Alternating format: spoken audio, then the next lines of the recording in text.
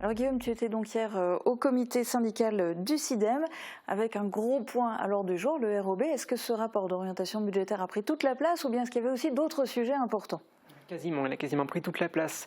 Mis à part le ROB, il n'y a pas vraiment eu d'autres points effectivement significatifs, mais j'ai quand même décidé d'en développer deux dans le sujet qui va suivre, un pour parler d'une affaire qui dure et qui avance, et l'autre sous forme de clin d'œil en cette journée du 8 mars si particulière.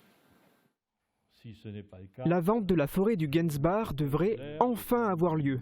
Le SIDEM souhaite se séparer de ce domaine forestier de près de 48 hectares situé à l'ouest de Morsbach. Mais avant de pouvoir vendre ce bien, le syndicat doit procéder à sa désaffection et à son déclassement en le faisant passer du domaine public au domaine privé.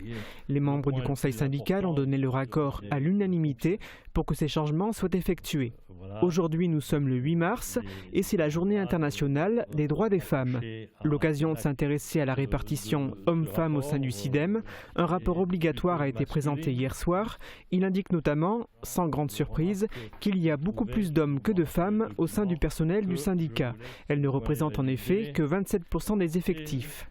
Au niveau des élus qui composent le comité syndical, on remarque également que les hommes sont beaucoup plus nombreux que les femmes, comme on peut le voir sur ces images. S'il n'y a pas de questions particulières. Alors place à présent aux finances avec le ROB, le rapport d'orientation budgétaire. Alors il s'agit d'une obligation qui précède de 2 mois le vote du budget. Cette démarche en fait elle a deux intérêts, c'est à la fois faire un point sur le passé et se projeter vers l'avenir. Du coup Guillaume, quelle est aujourd'hui la situation financière du SIDEM ? Eh bien, ça va mieux, beaucoup mieux même, d'après l'équipe actuelle de direction. Mais sur quoi repose ce sentiment de satisfaction ? Intéressons-nous d'abord au budget de 2021. Il en ressort un excédent d'exploitation de près de 4 millions d'euros.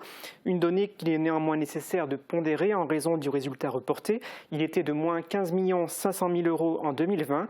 Le résultat d'exploitation positif de l'année 2021 permet d'atteindre un résultat cumulé de 11 500 000 euros.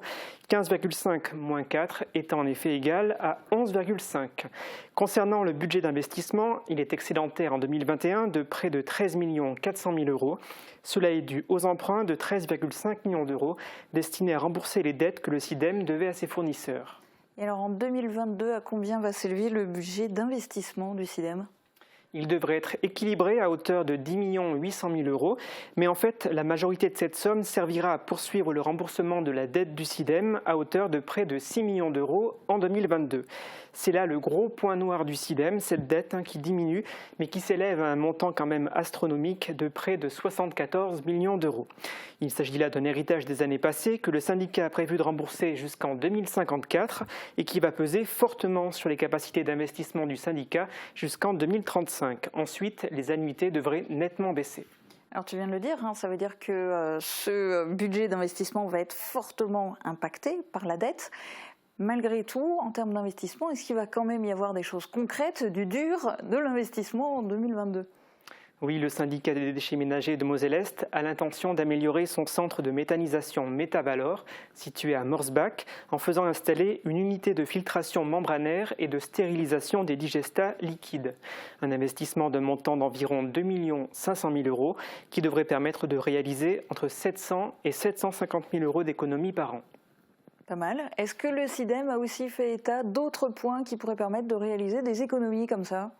Oui, il y aura des économies de TVA et des récupérations de TVA et également les effets du pacte financier signé entre le SIDEM et les EPCI membres du syndicat qui feront du bien au SIDEM. Aujourd'hui, 9 communautés de communes ou d'agglomérations sur 10 ont signé ce pacte. On n'est jamais à l'abri de mauvaises surprises. Est-ce que le SIDEM pourrait aussi rencontrer des difficultés supplémentaires ? Oui, notamment dans le contexte actuel, l'inflation et la hausse des prix, notamment en ce qui concerne les matières premières. Le SIDEM s'attend par exemple à devoir payer l'électricité 40% plus cher que l'année dernière et le gasoil 25% plus cher. La hausse de la TGAP devrait aussi avoir un impact négatif. Voilà, j'en ai fini avec mes chiffres. Place maintenant au mot MOTS avec 2 interventions du premier vice-président et du président du SIDEM. Je ne pensais pas qu'on arriverait aussi vite à cette situation de redressement. Et donc, j'en félicite la direction. Merci.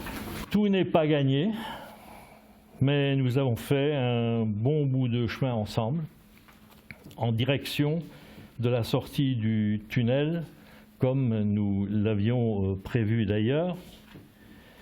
mais je crois qu'il ne faut surtout pas relâcher nos efforts.